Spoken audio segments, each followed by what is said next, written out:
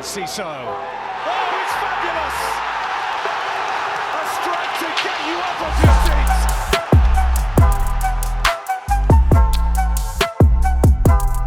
seats. Hello and welcome to Seagulls Social, Season 4, Episode 23. I'm Ben, I'm joined by Maz, and I'm joined by Ryan Adset, or Wadset as they call him on Twitter. We have just witnessed Brighton versus West Ham, and I wish we didn't, because I wish I was watching the darts instead. For those of you that lived under a rock, there's a guy who's 16 called Luke Littler. I'm not sure you heard of him.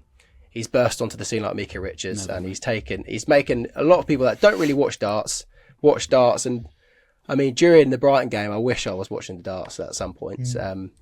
Boys, let's talk about the darts. That's probably more entertaining. How have you been enjoying? Have you been enjoying the worlds at the Ali Pally, guys? I'm not gonna lie, year, mate, since I was about 10. Fair play. Yeah, actually, no, go on, Ryan, you go first because you actually do enjoy the darts. Ryan is the living proof of Project Luke Littler that went wrong.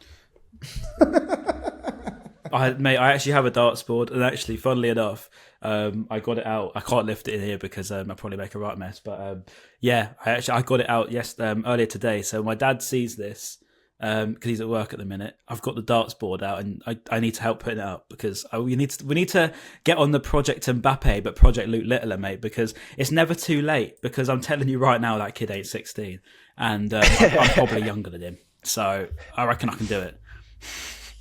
Fair point. It's true. I'm not an actual darts fan. However, whenever the worlds come around, I do jump on the bandwagon. I won't lie. It is just really entertaining. You know, the 1-880, and just like the quality of darts yesterday, the day before, like Luke Humphreys yesterday was just on flames. Was it 6-0 we won yesterday? And then of course, Lukey Littler. Cool hand Luke. Cool hand Luke. I know. And Luke Littler, he was unbelievable. He's just so good for I know we don't want to say it, but for a 16-year-old, he is incredible. 16? Yes. So, as a casual... No, he's 16. That's mental. You learn something new every day, Ryan. You learn something new every day. Also, he's 27. Oh, he's 27. Mate, sorry, did you know? Crazy. Oh, you go, Ryan. He is 27, Ben. That's it. That's 27. that. You're spot on. No, I was going to say, did you know Dan Burn's 6'7", but it's gone flat now, so now I've got to make a dead joke after that. You've almost put the pressure on me to make a rubbish joke. Ben White played for Leeds, mate. Who knew? Let's get off this subject. I'll bring it back. Obviously, Luton away end. Also, the former Atletico Madrid stadium used to have a motorway underneath it. I don't know if you guys knew. Will Still as well. He used to get fined every single time he was management. Also, the slow motion guy. I don't know if you saw that video. That's probably another one of them. But let me just quickly say, apparently Matoma has a thing in dribbling as well. That's insane. If you don't know any of these, you've all lived under a rock. Sorry. Yeah, I do apologise. Last one though, he's actually 17, Luke Littler, on the 27th of Jan. I was doing my research today, so we can finally use the in-betweeners meme of him going, "You're 17." Yeah, just look a bit older. There's looking older, then there's that. So you can actually finally use that when that happens. One last thing on the darts before we get onto the boring football. Even my mum requested to watch the darts during dinner, which was just insane. Like, shout out mum for doing that, because she was reacting to every single dart that was thrown, and we all look at each other like, what the fuck is going on? Like, if you told me a week ago that my mum was going to be reacting to the darts whilst dinner, which is sacred in our household, you can't be watching TV or get the phones out. She wanted the laptop on the table to watch darts. It's the magic of the cup, Ben. It's the magic of the cup. Brilliant. It's beauty. Luke Little has brought families together, so shout out to him. Right, let's move on to the really boring football. I'm sorry. If you did go, I'm sorry. So negative. Oh, I am so negative. I can't wait for those comments. No, it was promising in the fact that we had all these chances. That was nice to see, but it did feel a bit like Graham Potter Brighton, the amount of chances we did miss. But there's reasons why we did miss those, and we'll probably get into them. But Ryan, what did you make of that first half? Talking about things that we missed, mate, and to be fair, this is one that I actually did agree to miss, so I was kind of happy about it in the end. But I'll be a bit positive, actually. And the reason I say that is I look at the team that we had out, and this is no disrespect to who we got out there, but it is on a pretty much whole a second side. And I think that on the basis of that, we've got the likes of Jack Hinshelwood coming in, you've got Webster back in after so long. I had a good game, by the way, not in good fitness either, as the Zerbi said afterwards. Got Stupinian, not fit enough to start. but did because for the sake of the team. When I look at the what we've got, I just think, fair play. I mean, it's the best 0-0 that we've probably ever had in the sense of fair play. Look at what we had. We had nothing and left. A clean sheet. So we had a clean sheet and a clean sheet. But mate, we should have won. We should have won the game, and I think that's what's the credit is we should have won. And to go out with the team that we had, Milner left wing, who's been really good by the way. Oh, mate, it's a great performance. It's a great result, to be honest. This new James Milner, when he doesn't play in defence, is literally like a new signing. I was annoyed that I couldn't come on the last pod, but because I really wanted to eat my own words and hold my hands up because I've slated him so much.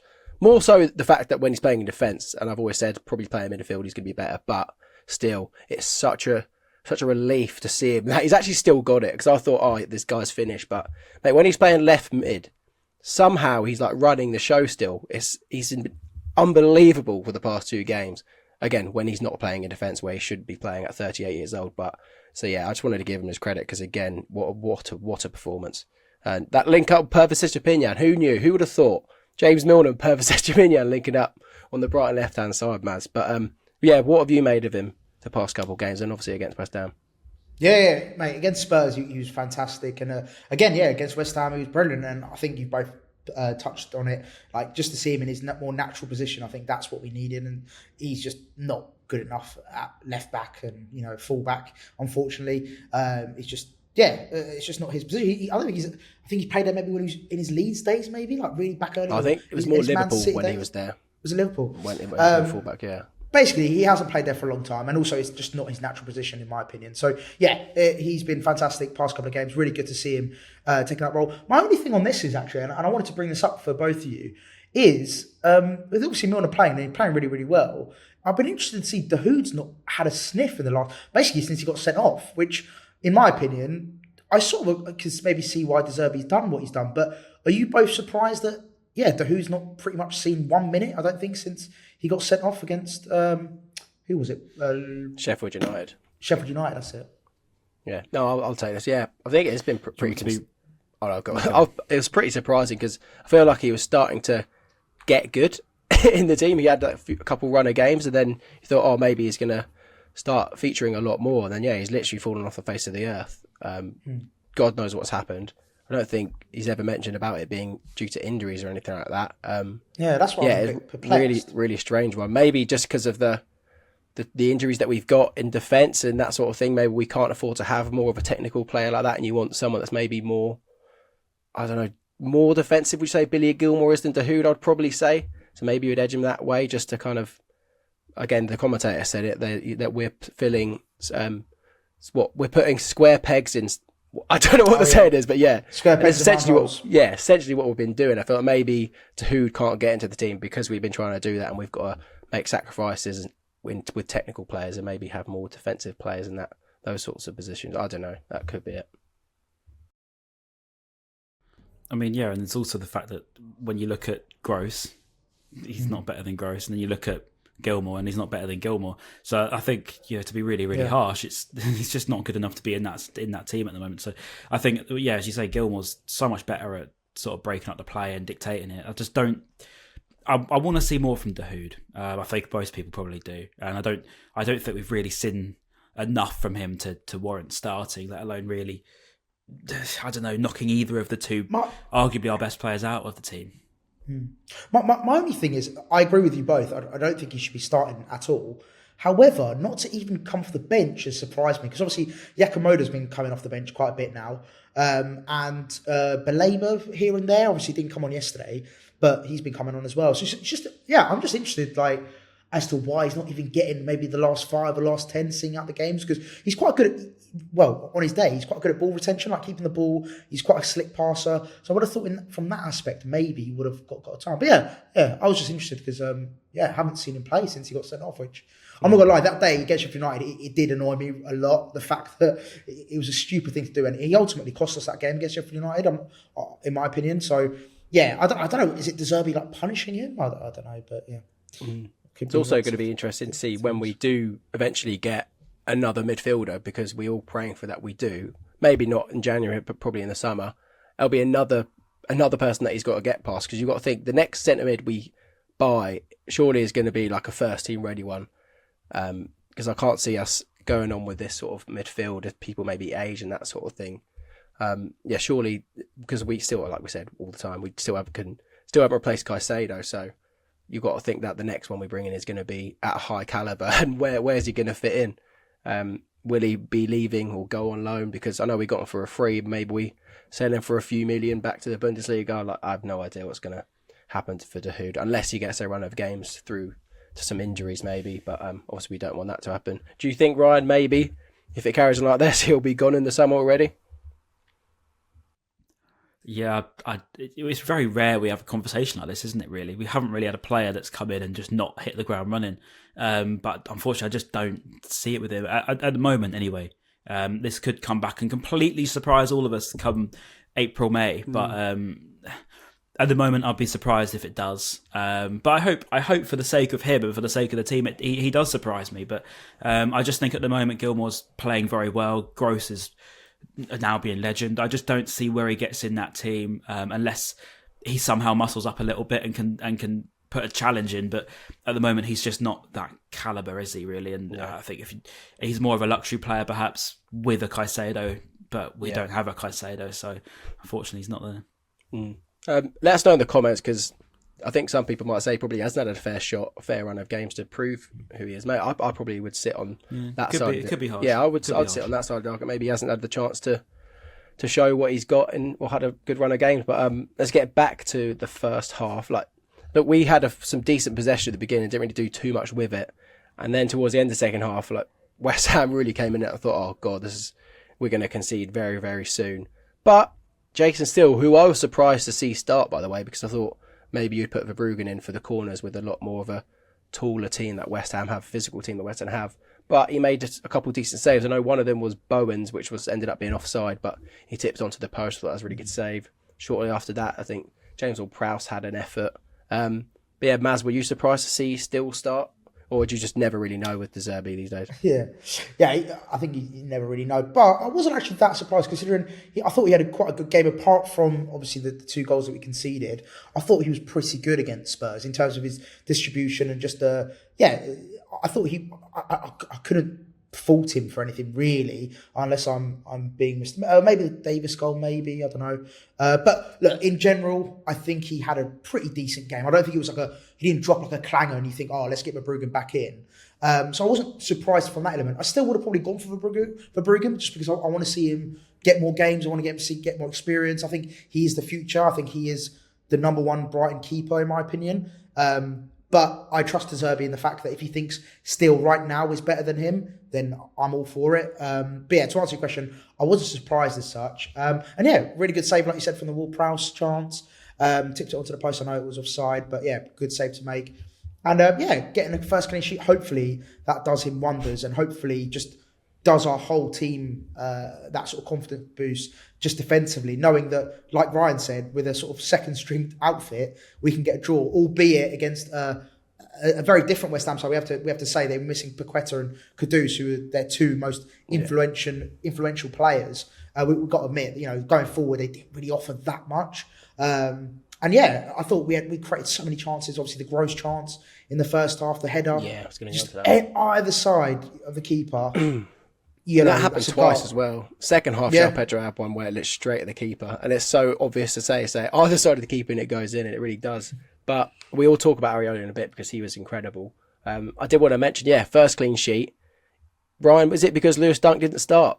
Probably, The evidence is there. Lewis Dunk didn't start. We get a first clean sheet in the Premier League. Yeah, no, West Ham were offering absolutely nothing, mate. They wouldn't have scored if we played another 2 hours of that football match, to be fair. They were there for a draw, and that was it. We should have buried them, really. I mean, I think the chance we had, you say the João Pedro one, the Moda one was criminal. The Gross one in the first half was awful. I think those sort of moments, you got to score. And I think Gross gets that header on target, and completely the game's different. I know it was on target technically, but it should have gone in.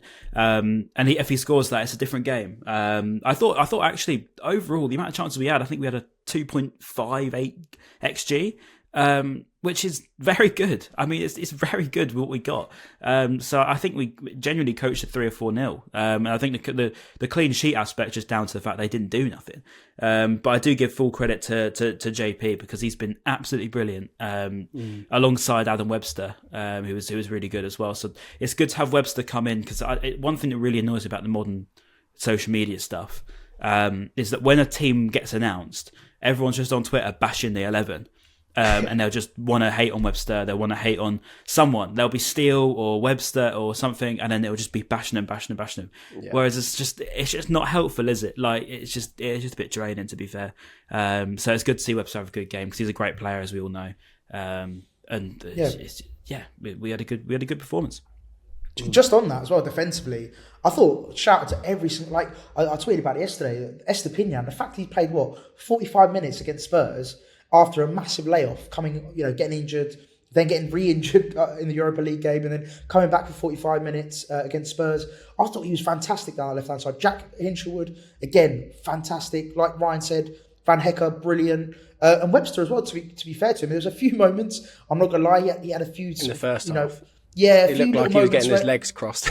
and a few misplaced passes as well, I saw. But again, credit to him. Again, been out for a long, long time. So yeah, I think that whole back four or even back five were brilliant last night. And yeah, credit that the least they deserve was a clean sheet. And also, I agree with Ryan. We should have scored 2-3. We could have easily have just cut that game, put that game to bed. But yeah, just like you said, Ben, earlier, it was sort of like, reminiscent of the Potter days where we created so many chances, just couldn't put it in the back of the net. But again, lots of positives. I don't want it to be like a negative thing. I think we look way the better team, and West Ham just didn't look good at all.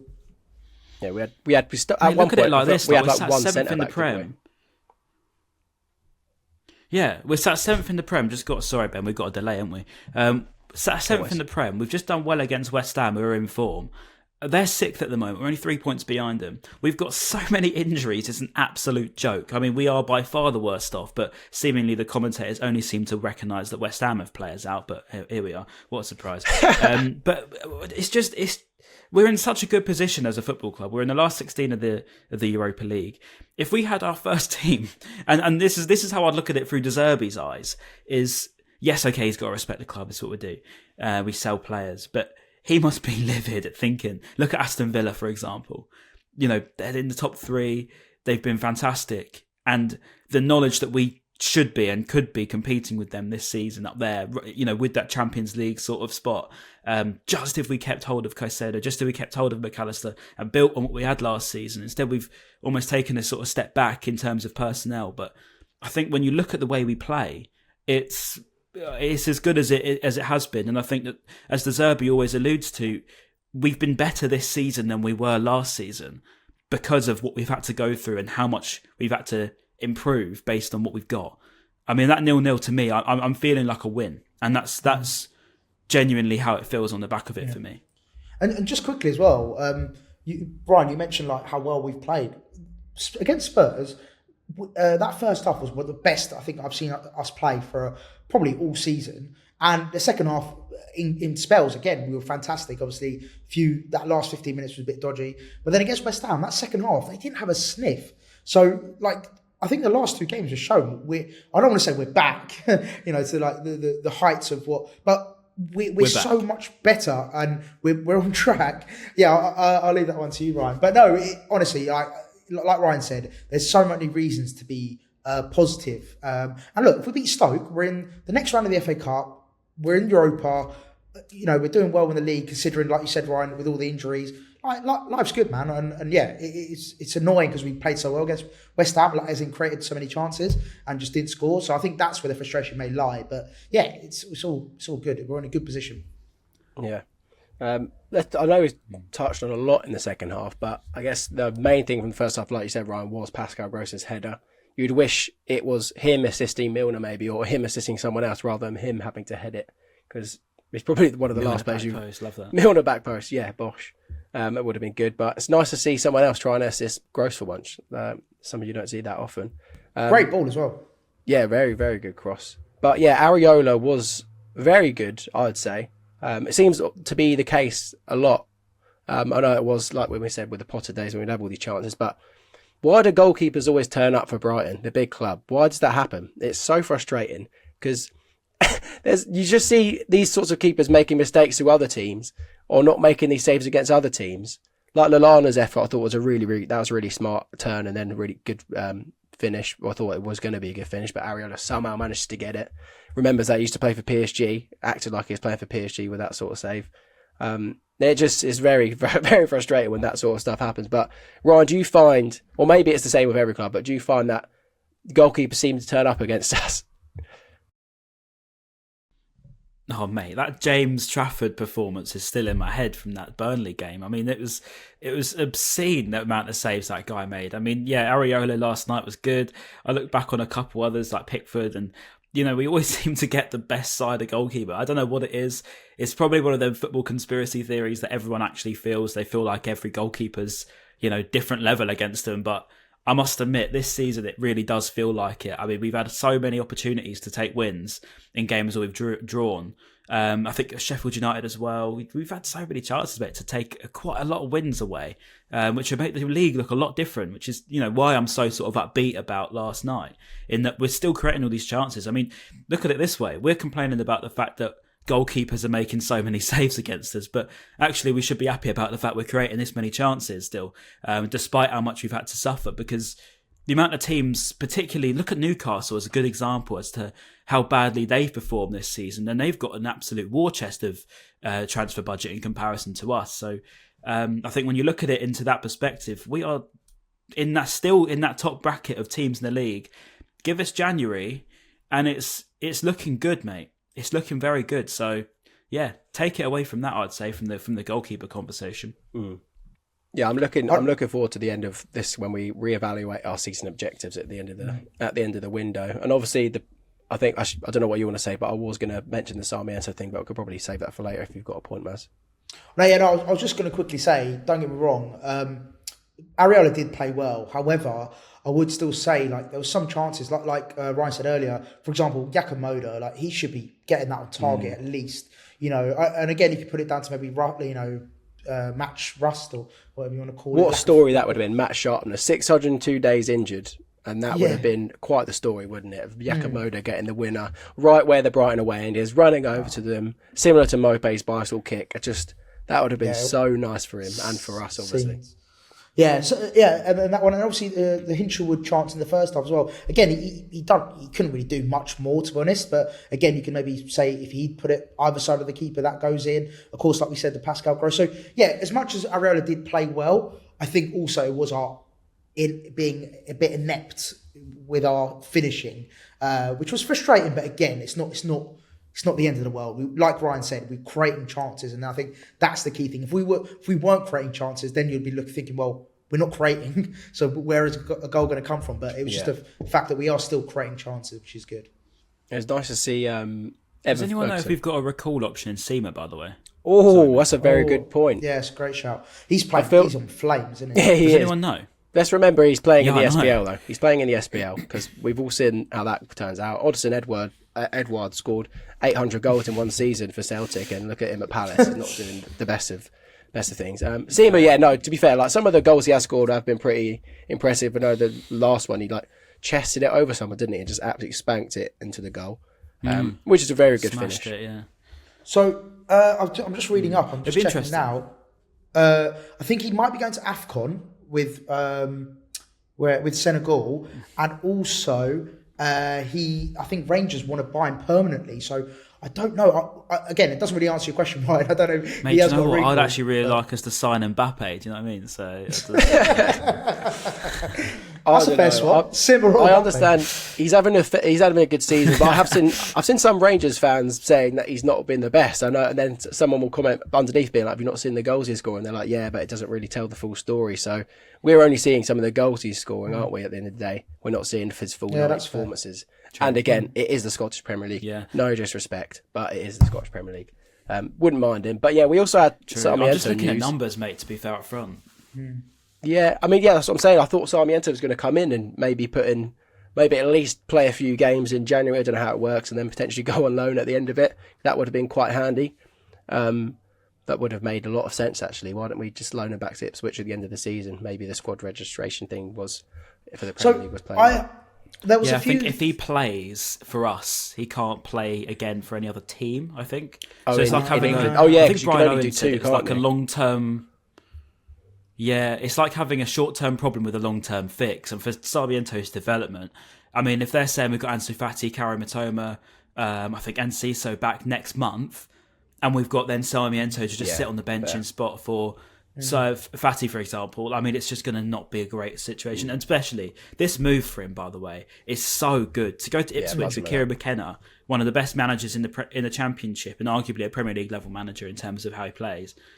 It's a great move, a great move. He's going to focus on getting the best out of him whilst competing for winning the Championship. I mean, it's a fantastic experience. But the way I look at it is, what's going on behind the scenes, mate? It's January transfer window. We want a lot of players, if you read Brighton Bubble and knowing BHAFC. So, I mean, look, all I'm saying is Somerville, I've got my eyes on you, mate. I'd love to see you come in the door because he's a great player. Unbelievable.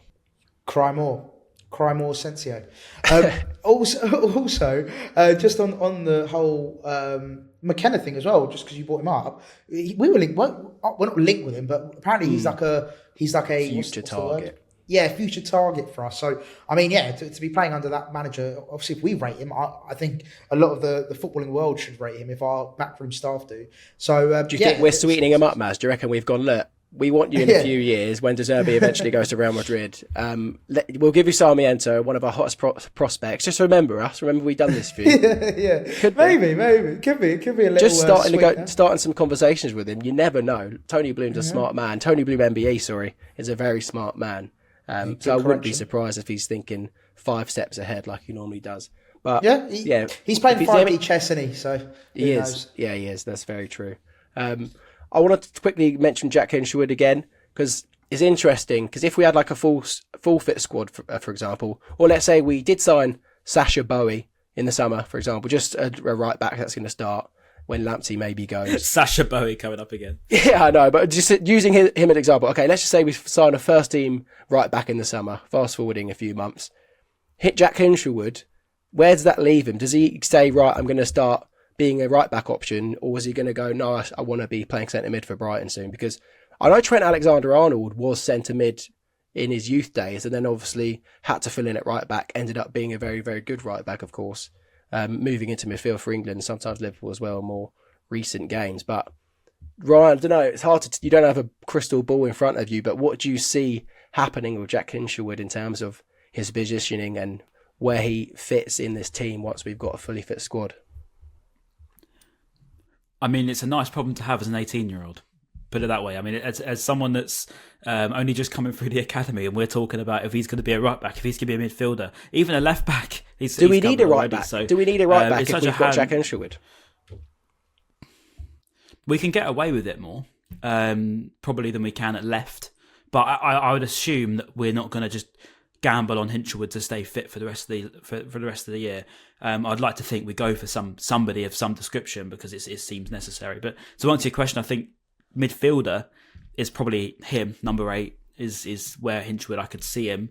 He's got a good eye for goal. Very, very good passer of the ball. Keeps the ball well. Good driver of the ball as well. I can't see him staying at right back for the longevity just because of, I feel like you'd be wasting his talents a little bit as a box-to-box potentially, or at least a creative player.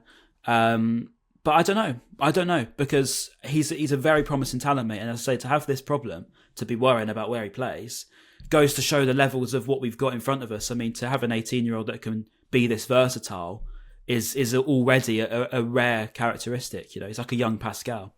Yeah. No, that's a good point, actually. Maybe he is the future Pascal that we were always looking for. But, I mean, if he's playing this well at right back and it continues like this, if you're listening on Spotify, I'm doing a graph that's going up and up and up. And if he does do that, then at right back, then why not stick him to right back? If Trent's done it and made a really successful career out of it.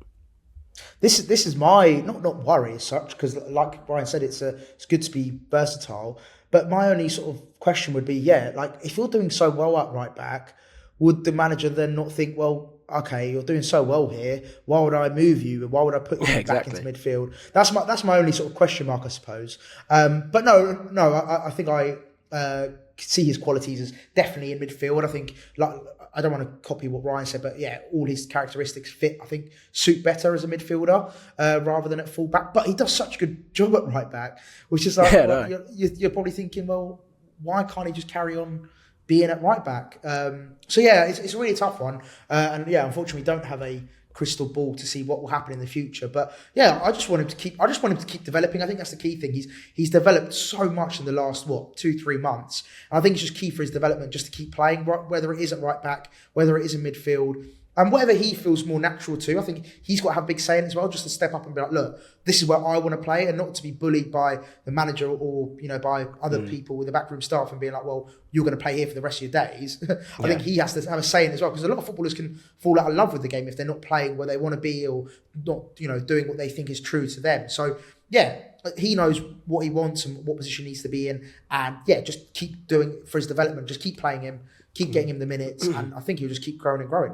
Yeah, and lucky for us, he's a Brighton fan at the end of the day, so he'll probably play anywhere that he'll be happy to play anywhere that De Zerbi wants him. But I think Roy Keane said it, like, no one wants to be a Gary Neville. No one does want to be a right back at the end of the day. You want to be a bit higher up the pitch. I mean, Gary Neville won a lot of trophies, so yeah, and he was on Dragon's Den, so maybe you do want. I'll be Gary Neville, to be fair. I wouldn't mind it. Yeah, you'll be on Dragon's Den. That's as far you as get as Gary Neville, I think, because. I haven't seen your footballing ability. Actually, that's the last. I saw you post a video on Twitter the other day of you when you were like 14. You pinged the ball in top bins.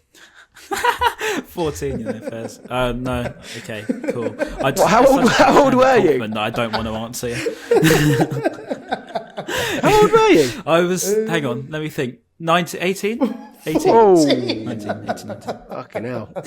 You're the opposite of Luke Littler, mate. That's your issue. Reverse. Yeah, there you go, the waves. No, mate, put me on free kicks, I'm all right. I'm Roy. But yeah, the rest of it, fairs. I haven't really played football in a long time, but maybe if the people want to see a Seagulls Social charity event, we might be there. But until that point, you might be a while to see me on the pitch. What position do you play, Ryan and Ben? What positions do you play? Any, mate. I'm Stephen Al's I don't anymore. That's not joking. The thing is, again, I've got the point where I've had to answer after an awkward thing. Like, Ben's just said something like that, and I'm just. That was a good. No, I gave you props. It was a very good strike. You had like a mad technique. Like it looked. Yeah. Did you? Describe it, yeah. I didn't hear it because I've got such a delay. So all I heard was you looked 14, and then I just. But yeah, I think. Probably a winger is where I play when I was like younger in school and stuff. But I haven't really played since I've been in school and stuff, to be honest. But I want to really bad. I miss playing football, mate. It's so bad. But we actually should do that. That's the content people want to see. Some Chris MD Albion content is what people want to see. I've got a 5-a-side pitch near me when I'm moving. But so this is going to be, by the way, the last podcast I do, I think. And we could film there. To be fair, Jack Albion plays there every. Actually, I'm not going to say what day it is because people might want to follow him, but he plays there every week on a certain day that ends in Y. So yeah, we could get him involved, stick him in goal, because I don't know if he's any good by looking at his Instagram videos or Twitter videos of him playing football. He just goal hangs and pokes it in. I mean, I like to fancy myself. Jack Albion, of course. I like to fancy myself. Ben's just going 2-footed into everyone here. That's what I do, mate. I'm a centre back now. I hope you're good. Ben, giving all this chat. Oh, mate, I'm solid. Absolutely solid. Do you know what it is? Mate, if there's a football challenge and Ben doesn't win, this podcast then becomes absolutely irrelevant. I didn't say I'm a striker, did I? Everything that you've said. Clip it up, Ben talking about football, yeah? The next time, if we ever do a football video, I want everyone to use it when Ben inevitably loses. Get me at centre-back. I'm no nonsense. Shane Duffy. Bash! That's me. That is me. And also the drinking as well, similar to Shane Duffy. Going out all the time. Anyway, let's move on from that. Souček had a really good opportunity to win it for West Ham, but God knows how he missed it. Littler being 16 and Ben drinking alcohol. What? Never knew that. But yeah, I think that's basically it from the game. There wasn't really much to it, but hopefully we made it as entertaining as possible. Ryan and Maz, have you got anything else to say before I pack up my room and go? Just, we should have won yesterday. That's about it, really. We should have won the game, but we didn't. We'll take a clean sheet. We move on to Stoke. And then, life's all good. Keep rocking. Life's a roller coaster, isn't it, Ryan? It is. 2024. I see what it's got for us, but yeah, I don't know. I want to see what January's got for us first. That's a good idea, Ryan. Let's talk about that. What is happening for Brighton in 2024? Ryan, you go. Europa League final in May, so we've got to get them tickets for Dublin sorted out. Do you know what? Without sounding like a completely delusional guy, it's not even impossible. So Europa League final is possible. As long as we finish this season in the top 8 and retain this position at least, then that's good. And I couldn't care less about the FA Cup this year, to be honest. So if we get knocked out against Stoke, it won't bother me at all. Andy Naylor can win the Albion derby. So the Naylor derby. But yeah, I think that's the short term till June next year. Who knows, mate? If De Zerbi stays, we get a few signings in. We're as I said earlier, we're a very, very good team. A very good team, and we're in very, very, very good hands. I don't think anyone quite... I know we all say it, but I don't think anyone quite appreciates it enough. When you look around you and you see what teams are trying to do. Look at Chelsea, for example, and Newcastle, for example. They don't buy you anything. I think that's what's really important to think of. I mean, Chelsea, that's an unbiased conversation aside, is why that fails. I don't think it takes a genius to see. So I think that's why we're in good hands. And 2024 is going to be a good one, I think. Love that. Good answer. Yeah. 2024, yeah. I'm going to go with, do you know what? We're going to be playing Champions League football in 2024. Shut the fuck up. You heard it here first. And on that note, roll the credits. Do you know what? I'm not even unreasonable, mate. I'm being deadly serious. I'm being serious. No, why not? Why can't we play Champions League football in 2024? Answer me that. Well, I'm just going to be realistic, and this is my brain. Call me negative, but I don't think we're going to win the Europa League, and I don't see us finishing in the top 5. Yeah, that's fair. You don't finish in top 5, like top 5 is tough. Like, okay, so say no way. Scenario. We get dumped out of the Europa League, right? Which I don't want to happen at all. But we make really, really good signings. All of our best players come back in Feb, barring Solly. And then we've got the end of this season against teams who's even around us at the minute. I mean, we're better than Newcastle at the moment. We're better than Chelsea. I remember when I said something on here saying about Newcastle, saying that they're what was I saying about Eddie Howe? I think I said that they're passion merchants, and you guys laughed at me. Here we go. So we've got Manchester United. We're better than them at the minute. West Ham, we proved last night we can be. Newcastle aren't better than us at the moment. Chelsea aren't better than us at the moment. Wolves aren't better than us at the moment. So that's a majority of the underneath the 5th. And then Spurs are Spursy, aren't they? Let's face it. At the moment, as you're saying, at the moment. Okay, change. at the moment we're in our worst spot in about a year. Apart from when Potter left. So we've got so many injuries. We're competing with United, Newcastle, Chelsea, Wolves, West Ham, Tottenham, when we've got all of our injuries that we've got at the moment and pretty much no squad. We've got no fullbacks, we had one centre-back yesterday, the other one came back after an injury, and we're still 7th. And we're only 8 points off 5th, which isn't that much, to be honest. Give me Erling Haaland and I'll 4 or 5 then months. we'll probably get 5th. Okay, I'm gonna quickly spin it back and pull it back. Okay, I'm gonna say Brighton in 2024 will get a top 7 finish. I'm gonna go with that top 7 finish.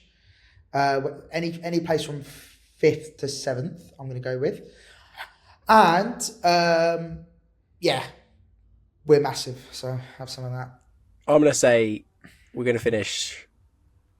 I think I said 8th recently, but I think we'll finish 7th. And I think we'll get, this is me being hopeful, I think we'll get to the semi-final with the Europa League. Okay, fair enough. Yeah. So there we go. Let us know what you think. What's happening to Brighton in 2024? Yeah, let's throw it into the comments. All right, brilliant. Going to get battering again. Yeah, great. Terrific. Hungover in it, apparently. Yeah, I'm actually not hungover today. Can you believe it?